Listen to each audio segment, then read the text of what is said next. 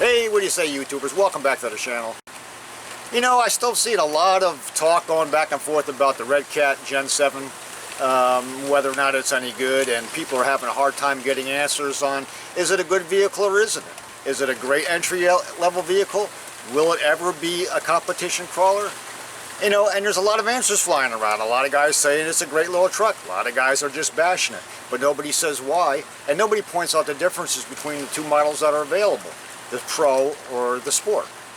So I just made a quick video just pointing out the basic differences between the Sport and the Pro, hoping you guys can make a decision on what best fits you, the Pro or the Sport. So let's take a quick look. So I'm going to go over just some basic differences right now. We'll talk about what's the same and what's different. So basically right off the bat, they're the same basic truck overall. They're the same chassis, you have all the same electronics, the same metal gear servo, same 4-link front and rear suspension, all metal link, metal ball, plastic ends. Intergo Super Swamper tires are the same. The body shell itself is identical, but there are some major differences as far as mechanics go. So first let's look at the body.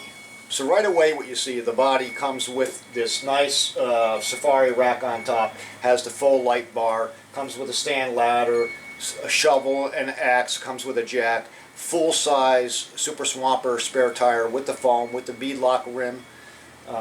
It comes with a snorkel, fold-in mirrors. It has full fender flares and rock sliders that the body clips into. And inside the body, which is Velcro attached, no body post on this one here, it comes with a full roll cage integrated into the body. So that's really going to stiffen up that body for you on the trail. It comes with full fender liners, front and rear, which really adds to the scale effect when you're looking down the side of the truck. Well, when you're on the trail looking in, you're not looking right through the truck, through to the other side. And the body is kind of generic. When you first look at it from the front, you know, you look at the grille and you say, well, that's Cadillac Escalade. And then you look at that humped hood and you say, well, that's kind of like a Hummer. And then from the side, it looks a little bit like a Ford Excursion. And then in the back, it's just pretty generic. But overall, it's a good-looking body. Now, some of the major differences as far as mechanically goes is this vehicle here has, as far as the tires go, the difference is this Pro version has closed cell foam rather than open cell foam in the tires. So the Sport version has the open cell. So if it gets wet, they're not going to absorb as much water and they won't get all stinky and start decomposing on you. As far as the shock absorbers, the Pro has aluminum body shocks, which are threaded. The Sport version has plastic body shocks. They're not threaded, but they come with the preload clips, which tend to fall out on the trail. As far as the front end goes, the Pro has CVA type axles in the front rather than dog bones like the Sport has. It also has metal spool differential lockers in the front and rear, where the Sport version just comes with the ring gear attached to a plastic hub. So this will be much more durable for you. As far as the battery on the Pro, it comes with a 3,000 milliamp metal hydride battery, where the Sport comes with a 2,000 milliamp. On the back of the truck again, the bumper with the D-rings, and it comes with a trailer hitch, which is kind of neat. Redcat license plate on there.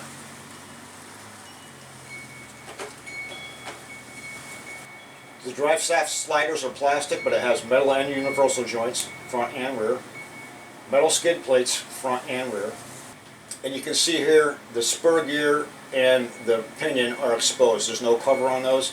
So if you're driving through sticky mud, coarse sand, that kind of thing, you might want to be careful. But I think with proper maintenance, you'll be just fine with that.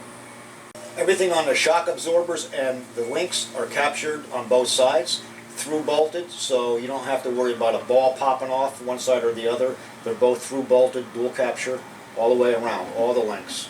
So what you want to remember is the price point that you're getting into these for. Okay, the Gen 7 Sport starts at $199 and the Gen 7 Pro is $249. Okay, and just the looks and the durability of having your fender flares and your rock sliders integrated into the body connection right over here. That's really going to keep the body from flopping around. It looks much more scale, looks better. It can be much more durable for you, and I think the body's going to last a lot longer. So for a quick overview of the basic differences between the Pro and the Sport is the Pro comes with a 3000 milliamp nickel metal hydride battery versus 2000 milliamp on the Sport. The Pro comes with closed cell tire foam, comes with a hinged body with a full internal cage, with all the trim package, the spare tire and beadlock wheel. It comes with inner fender liners, which adds to the scale, CVA versus dog bone front axles, aluminum shocks versus plastic body shocks, metal spool differentials versus ring gear on a plastic hub, and steel skid plates front and rear.